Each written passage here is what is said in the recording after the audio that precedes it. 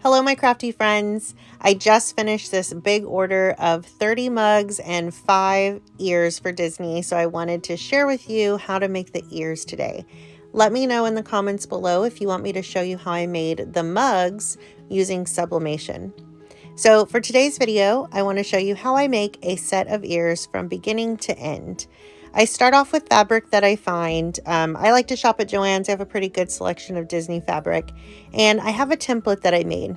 I made this template simply by tracing the outline of a headband that I like to use. And I just go ahead and use this fabric marker. This is an erasable, or washable, I should say. This is a washable ink, so the ink will come out when you wash it. And I am marking on the back side of the fabric and just tracing around my template. And then I'm going to cut these out with a really good set of fabric scissors. I highly recommend investing in a pair of fabric scissors if you haven't already. It makes such a huge difference. And make sure that you let everyone in your family know that these scissors are for fabric only. They may not be used on paper.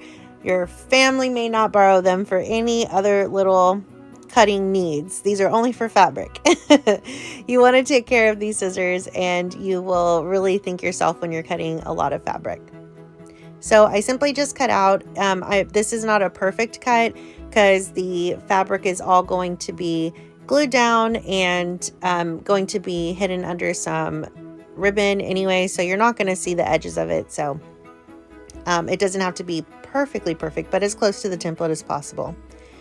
So I also have this template that I made using my Cricut machine, and right here you're going to see me doing this the wrong way. I am actually drawing or tracing on the top correct side of the fabric. You actually want to trace on the wrong side of your fabric. So do as I say and not as I do right here. I realized my mistake, and you'll see in a bit that I do flip the fabric over, but just know that if you do make this mistake, it's actually okay if you're using this fabric marker, because like I said, it does wash out, but I do know that I'm not doing this correctly right now.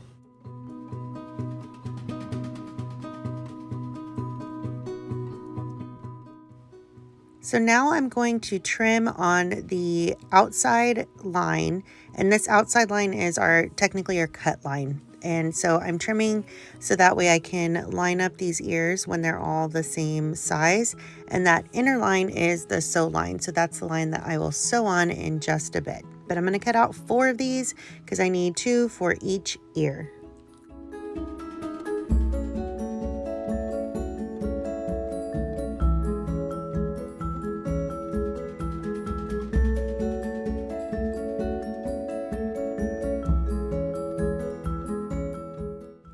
So now that I've cut out my circles, I'm going to put them with the right sides facing each other, and I lay them out just to make sure that I know what patterns I have, and I try to make sure that they're both facing the same direction, so that way when I place it on the ear, I don't have an upside down mini on one side of my ear.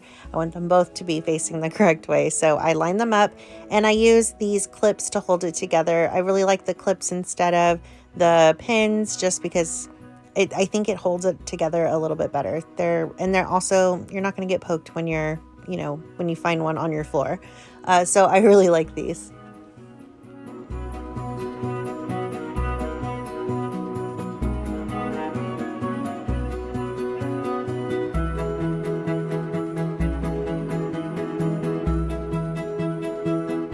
So now that I have all the fabric trimmed, I'm going to mark where I am intentionally going to not sew. That's going to leave me a gap to flip the ears inside out. So I'm just using my headband and placing it right on the edge of the ear and just marking where I don't want to sew. And I did the same for all of these fabrics as well. So now I'm ready to start assembling my headbands. So I'm going to start by taking one of my fabrics, and I like to just drape it over the headband first to make sure that I leave enough or equal space on both sides on the ends of the headband. So that's what I am doing here.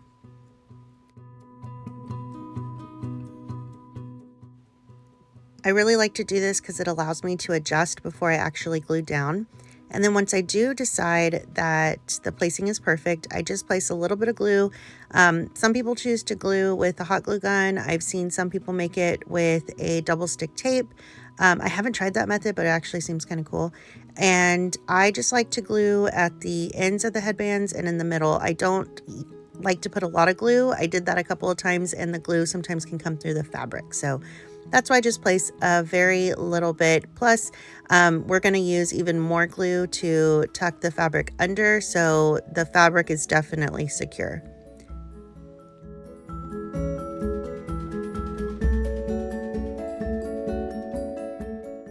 So now it's time to glue the fabric to the underneath of the headband. So I am going to go in small little sections. This makes sure that my glue stays warm enough to where I can place the fabric down, and it also gives me a chance to really manipulate with my thumb. You can see I'm taking my time and kind of pressing it in. Because it's not a straight object, you're not going to get a very clean edge unless you really take your time here and make sure that you're pressing out the fabric. I like to press from the outside of the headband towards the inside. It kind of helps to push the glue along further too, to get an even better secure with the fabric.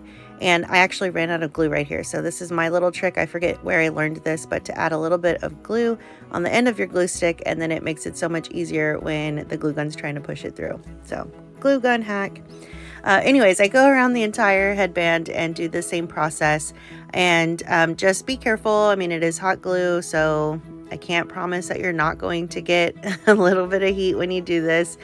Just try not to touch the glue directly, but yeah, you just definitely want to go around and press it in to get a very smooth edge. And it's okay to look at the other end on the top of the headband to see if everything is smoothing out the way you want it.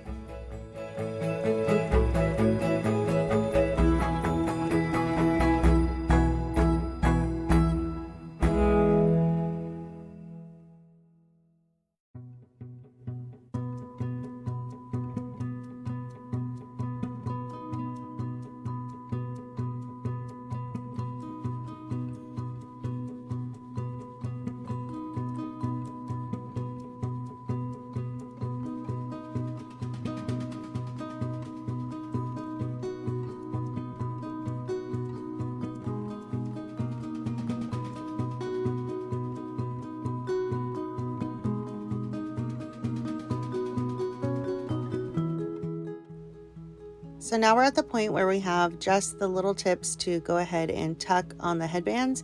And so I just take a little bit of glue and glue that down.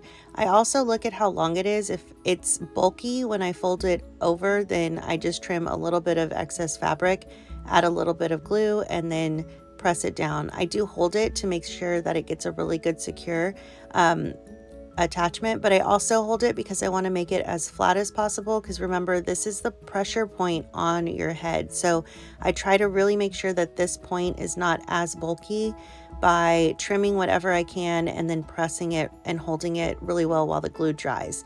I don't want anyone to wear these ears and feel uncomfortable, so I really pay attention to this piece.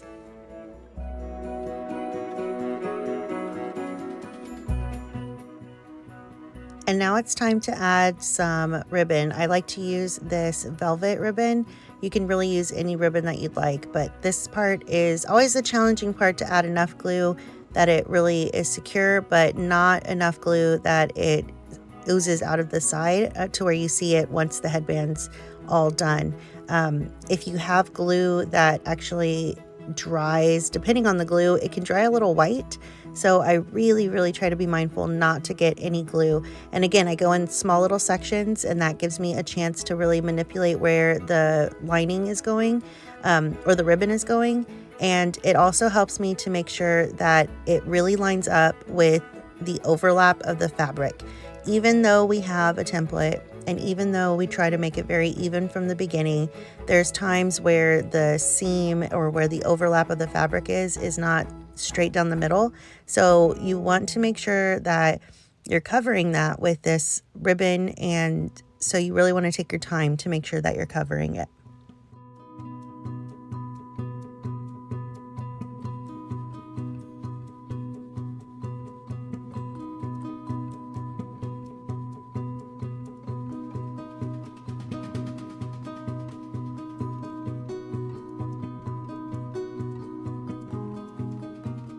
I'm going to fast forward to the end because you don't want to watch me glue an entire ribbon. But at the end, all I do is just trim it at the very edge of the headband.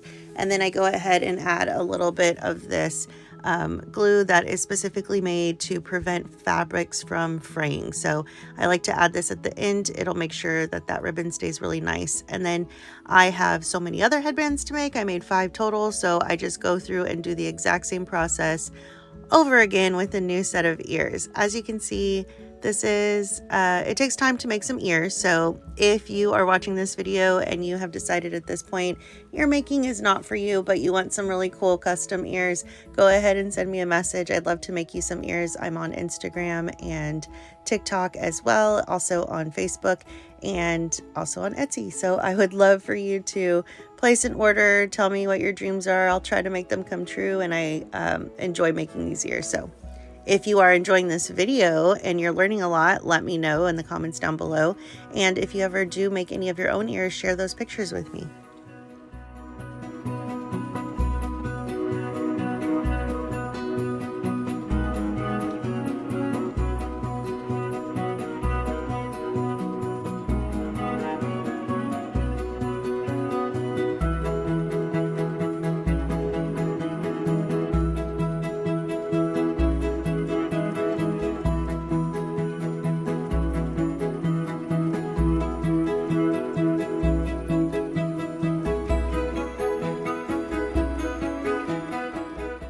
And with the little magic of fast forwarding, it is now time to sew. I'm going to start at the mark that I had placed when I used the headband as a guide.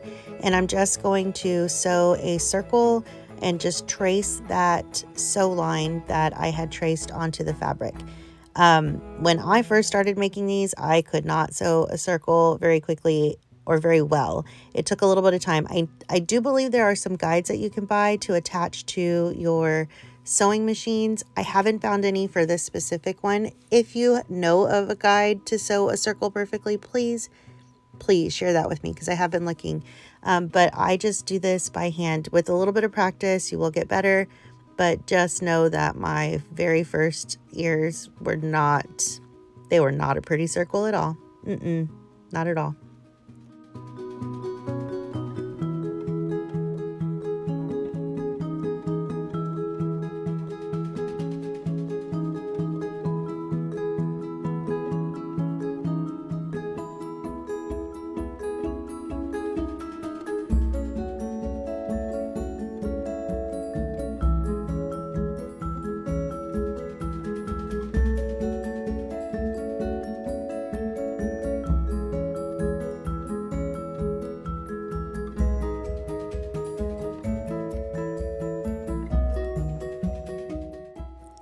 Once all of your circles are sewed together, I like to go through with some shears and just trim off the excess.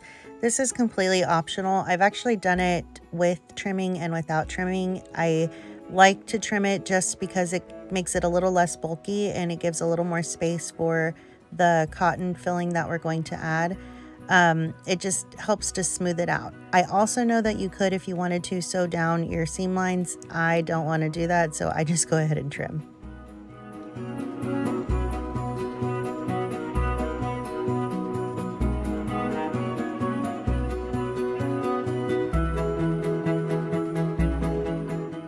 So now that everything is sewn and trimmed, I'm just going to flip the fabric inside out, and I'm just going to use my fingers to go ahead and smooth along the entire edge of the circle.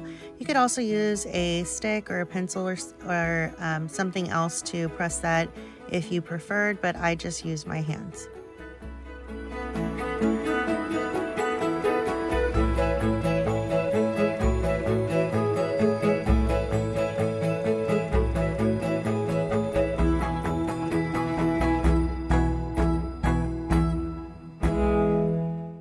For this next step, I actually did not record the step in between.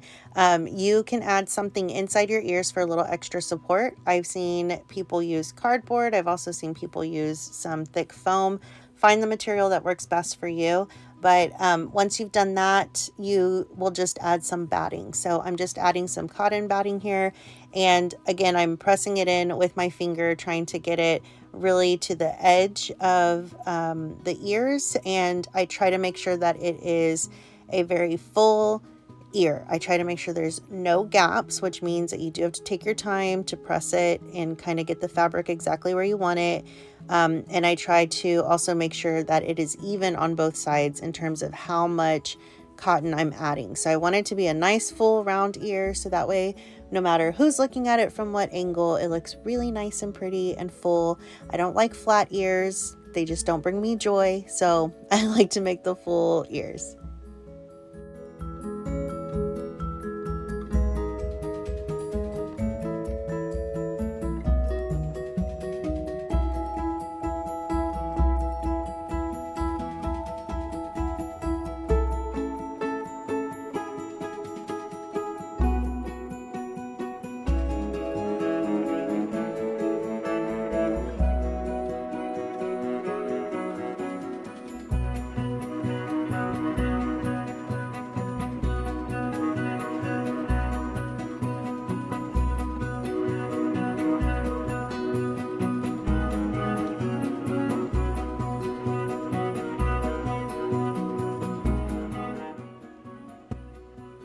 So for the next step of placing the ears on the headband, I have seen so many different methods out there, and the one that I like the best is to actually use a measuring tape to find the center of the headband, and then I measure 2 inches out from that, and that's going to be the center of where I place my ears. So you can see I actually have push pins in my headband right now, and that's what I did. I used 1 push pin to measure the center, and then I measured 2 inches out, and I use a little bit of glue to place the ears onto the headband.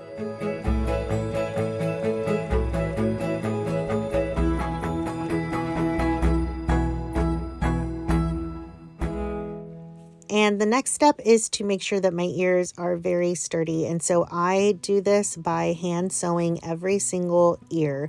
I really try to make sure that you don't see the thread because I don't always use a ribbon piping along the edge. And so I try to very carefully make sure that I've got some very, very secure ears. And once I am done with all of that, then it's time to add any decorative trim if you have any. So for these ears, I did add this corded ribbon, and so I'm using hot glue to go around the edges of the ears, and it just gives it a little extra touch. This is completely optional, but I find that it adds a nice little touch.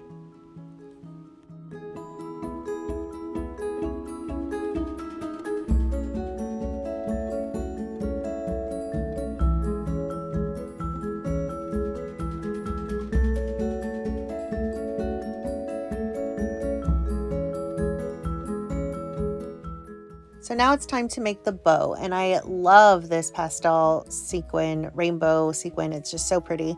So I'm going to use a template and my rotary blade to just cut out a 6-inch square, and this is going to be our fabric for the bow. Off camera, I also cut a cotton piece of fabric that's the same size that I'm actually going to use to be the layer in between the batting and the sequin, because the sequin is holding on to a really thin mesh, and you can kind of see in the top right corner there, it's a little see-through. And so if you don't have anything preventing that cotton from popping through, you will get little strands of the cotton that may pop through. So I just like to use this as the barrier in between the two, and I'm folding it together, right sides together, and clipping it with my little clips, and I'm going to sew along 3 edges, and that is going to be what becomes my bow. And you can see that I'm sewing on the 3 edges here, and I'm on the 3rd edge. I actually only sew about 1/4 of the way. I don't sew it completely shut because I do still need to flip this inside out.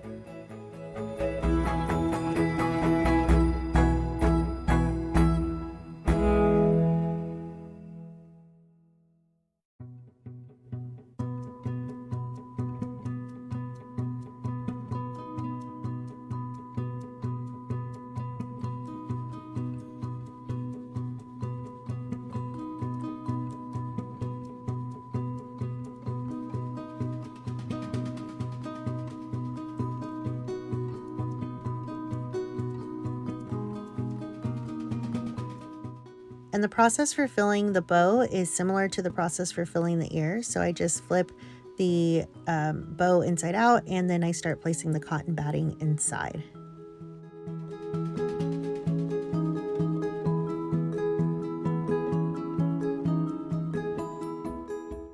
And to close up the bow, you can either hand sew or you can glue it together. It's simply your choice.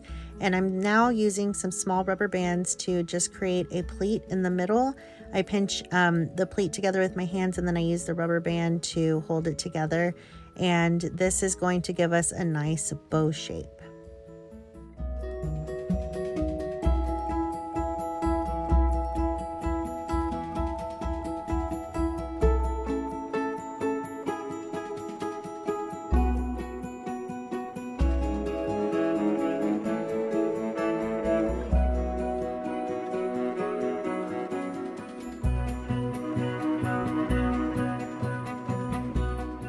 And to complete the bow, I'm adding a little bit of the sequin and cotton fabric, and I'm adding that around the center to cover where that rubber band was.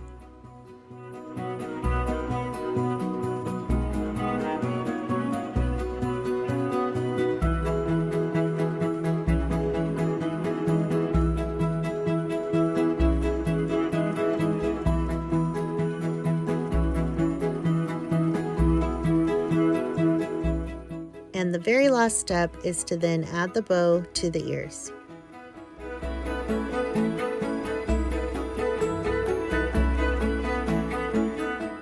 And now it's time to package up these beautiful ears so they can make their way to the Magic Kingdom. I hope you enjoyed this video. If you did, please give me a thumbs up. And if you are not already following, I would love for you to follow this channel or to follow me on Instagram or Facebook. I love making crafts and sharing what I make with others. And if you want any ears, I am more than happy to make some for you. If you're here to learn how to make ears, welcome. I hope you found this video helpful, and I hope that you all have a magical day.